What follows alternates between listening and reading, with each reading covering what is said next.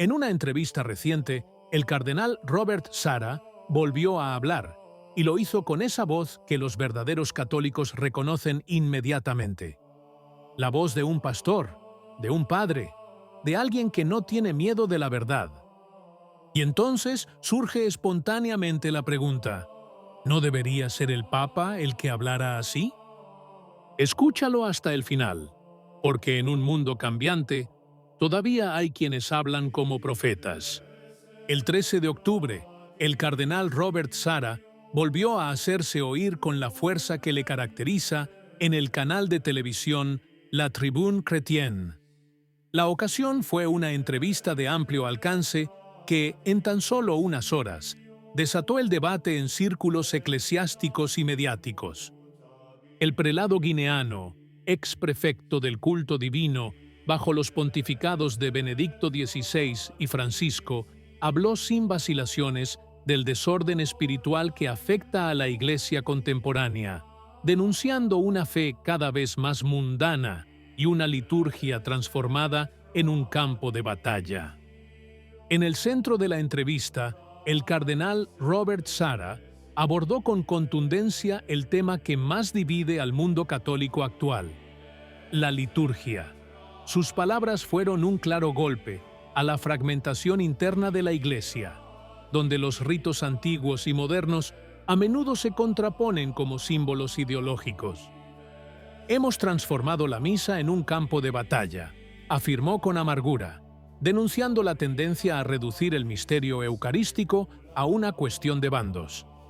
Para Sarah, la misa no es un campo de batalla, sino el punto de encuentro entre el hombre y Dios, el único momento en el que el hombre está en contacto directo con lo divino. Durante años, el cardenal ha defendido el valor espiritual de la liturgia tradicional, que ha moldeado generaciones de creyentes y santos. No se trata, como ha aclarado, de nostalgia ni de rebeldía, sino de fidelidad a la sacralidad del culto. Desde esta perspectiva, las restricciones impuestas al antiguo rito latino, especialmente después del motu proprio Traditionis Custodes, son interpretadas por Sarah como un acto que daña la unidad en lugar de salvaguardarla.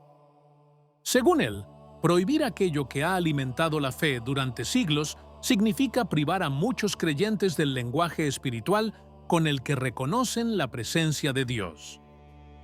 ¿Quién nos da el derecho a prohibir?, pregunta, aludiendo a la necesidad de volver al sentido de lo sagrado más que al control burocrático de las formas.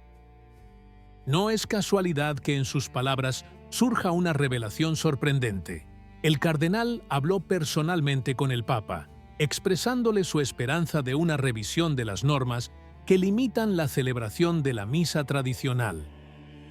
Como oramos, así creemos, recordó, citando el antiguo principio lex orandi, lex credendi, y su llamado transmite la urgencia de sanar la brecha entre la exterioridad de los ritos y la profundidad de la fe. En la segunda parte de la entrevista, el cardenal Sarah amplió su mirada más allá de las cuestiones litúrgicas, tocando el corazón de la crisis occidental, el olvido de Dios. Con palabras duras e inflexibles, afirmó que es un suicidio separarse de Dios, rechazarlo, excluirlo de la sociedad. Su análisis no es solo espiritual, sino también cultural.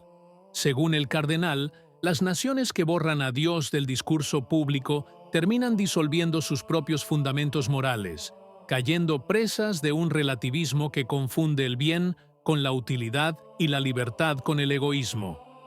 El cardenal enfatizó con fuerza la necesidad de regresar a un orden en el que el creador no sea relegado a un asunto privado, sino reconocido como un principio de la vida social. En este contexto, elogió la decisión de algunos líderes políticos que, a contracorriente, han invitado a su pueblo a recurrir a Dios. Es, según Sarah, un signo de sabiduría en tiempos en que la religión se reduce a un asunto sentimental y la moral pública a un compromiso momentáneo. Con un tono sincero, abordó entonces el tema de las llamadas políticas antivida, calificándolas no solo de error moral, sino de un desafío abierto a la voluntad divina. Incluir la supresión de la vida naciente en la Constitución, observó, significa consagrar en la ley la absoluta independencia del hombre respecto de Dios. Es un insulto directo a Dios, afirmó, denunciando la arrogancia de una cultura que pretende reescribir lo que el Creador ya ha establecido. Sus palabras suenan como una profecía para Europa.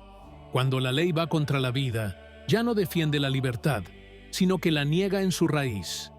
Para Sara, la crisis no nace solo de decisiones políticas, sino de un drama espiritual.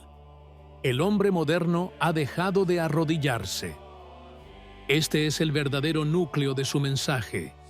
Una sociedad que ya no reza, que ya no reconoce su dependencia de lo divino, se extingue lentamente como una llama sin aire. La fe, explicó, no es un apéndice cultural, sino el aliento mismo de la civilización. Por eso sus palabras no son solo un lamento, sino un diagnóstico. Cuando el hombre presume de vivir sin Dios, muere no solo espiritualmente, sino también moralmente. Occidente, advierte el cardenal, no se rebela contra un poder religioso, sino contra su propia alma. Cuando el cardenal Robert Sarah abordó el tema del sacerdocio, su voz se volvió aún más firme. No existe el sacerdocio femenino, reiteró, recordando que la Iglesia no tiene la autoridad ni el poder para cambiar lo que Cristo mismo instituyó. No se trata de derechos ni roles, sino de fidelidad al plan divino. María es la más santa de todas, dijo, pero Jesús no hizo sacerdote a su madre. Estas palabras captan la esencia de su teología. La diferencia no es desigualdad, sino complementariedad querida por Dios. Sara no se anda con rodeos. Cualquiera que intente introducir la ordenación femenina simplemente estaría fundando una nueva religión. Quizás alguien podría empezar a ordenar mujeres, admitió, pero eso no sería el sacerdocio de Cristo. Es un mensaje que no da lugar a interpretaciones ambiguas. Para él, el sacerdocio no es una función administrativa, ni un título que se pueda reivindicar, sino un misterio sacramental arraigado en la sucesión apostólica. Por eso, añade, las comunidades que han roto con esta línea, como los anglicanos, no pueden hablar de un verdadero sacerdocio, sino de una simple elección humana. A partir de este punto, Sara avanza hacia una reflexión más amplia sobre la doctrina. La doctrina evoluciona como un embrión, explica. Se desarrolla sin cambiar su naturaleza. Es una imagen poderosa y a la vez tierna, que transmite la lógica orgánica de la fe. No un sistema rígido, sino un cuerpo vivo que crece sin perder su esencia. Sin embargo, este crecimiento no es arbitrario. El cardenal advierte contra una tendencia generalizada en la Iglesia contemporánea, la de sustituir el magisterio por las opiniones personales de teólogos o de los medios de comunicación. Debemos creer solo en el magisterio, advierte, porque solo allí se conserva la verdad transmitida por los apóstoles. Y en este punto, el oyente no puede evitar hacerse una pregunta.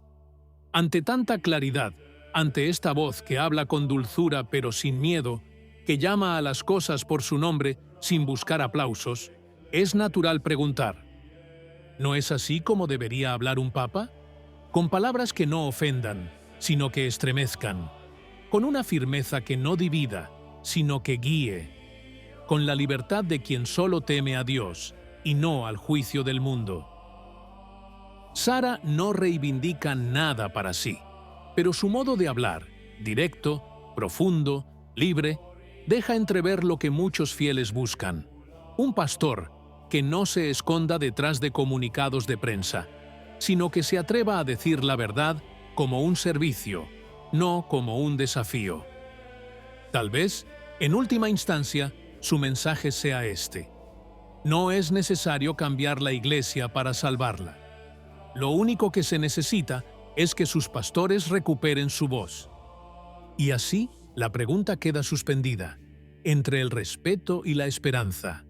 Si la verdad todavía tiene el poder de conmoverse, ¿quién tendrá el coraje de proclamarla con la misma claridad? ¿Qué opinas? Si te gustó el video, comenta amén. Que Dios te bendiga.